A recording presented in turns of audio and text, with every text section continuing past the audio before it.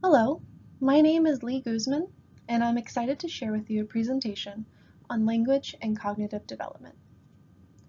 As a high school teacher, I have chosen to focus today's discussion on late adolescent and teenage children. We can all look back to a moment in our teenage life and wonder, what was I thinking? Today, my goal is to take a closer look at exactly that. What is really going on inside their minds?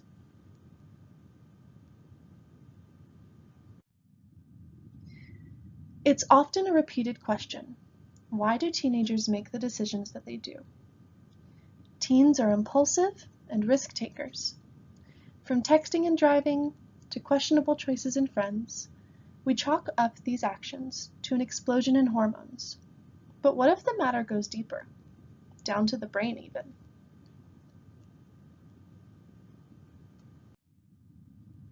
New research is challenging the way we view teens and when we can truly call them adults. Old research told us that the brain was fully developed at the age of 12. This was before the modern era of MRIs. Now that we have this technology, scientists have discovered that between the ages of 12 and around 25, the amount of gray matter we have in our brain, or the place where we make all connections, is rapidly decreasing. This indicates that the brain is being morphed into an adult brain, taking away the inefficient connections of childhood and strengthening and quickening the most important connections. So what does this mean for teenage brains and the choices that they make?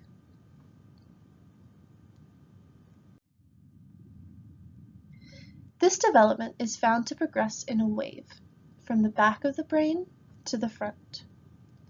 The last part of the brain to be fully developed is the prefrontal cortex. The prefrontal cortex is what's in charge of planning and impulse control. This explains a lot when we look at the choices that teens make. Hormones are increasing the desire to make rapid decisions to fit in, decisions to look cool, but the part of the brain in charge of making those decisions isn't equipped to making good ones. But this isn't all bad news. By the age of 18, their moral code is almost fully developed. Teens have an understanding of what is right and wrong, but they have difficulty when it comes to controlling these impulses. Even still, this lack of impulse control leads to an explosion of creativity and experimentation. This is the time when a lot of learning and growth can take place. Their abstract thinking skills are developing as well. They have the ability to comprehend idioms, figurative language, metaphors, and make complex connection between texts. As teens seek independence from family and establish their own identity, they begin this abstract thinking and become more concerned with moral issues. They begin to set their own goals about the future and take other opinions into account when making their own decision. All of this shapes the way they think and communicate.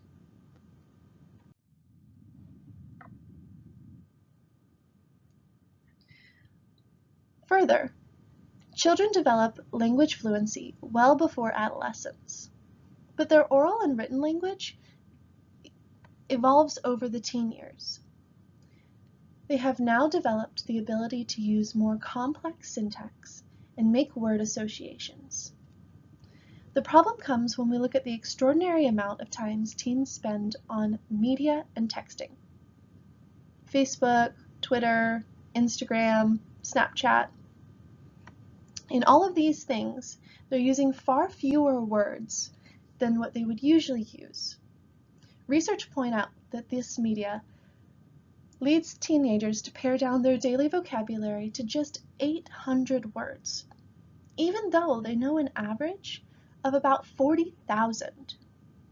This is troubling because teens may be losing the ability to communicate formally. This may lead to less of an ability to communicate to their bosses, on resumes, and a less of a chance of getting a good job in the future. This is why it is crucial for teams to practice reading and writing in all classrooms, not just English and language arts. Teens can demonstrate the most progress when they write, when they are challenged with tasks that stretch them beyond the basic transmission of information.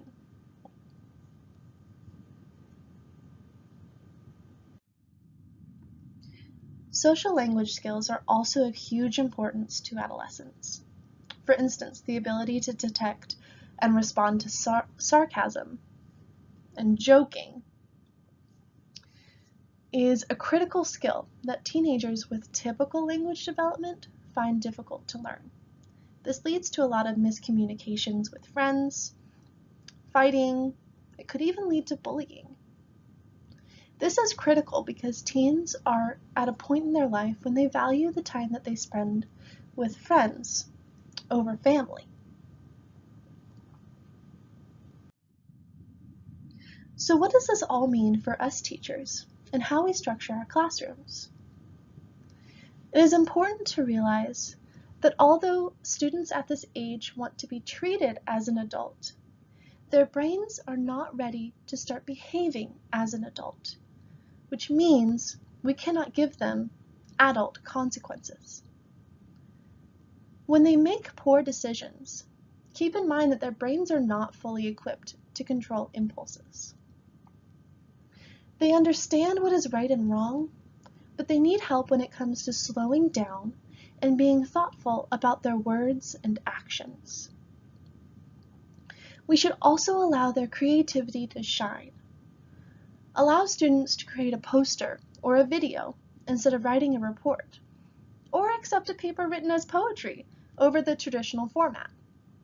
This makes communication accessible to every student, from the quiet one to the outgoing one. And finally, encourage students to read and write in every classroom, from electives to math. Teens have the ability to think and communicate in complex ways, but they need practice. In my geometry classroom, I plan on having students summarize the lesson at the end of the day and allowing them to write their own questions for quizzes and tests. These can help students synthesize information and use their critical thinking skills. So, what changes can you make in your classroom in light of this information?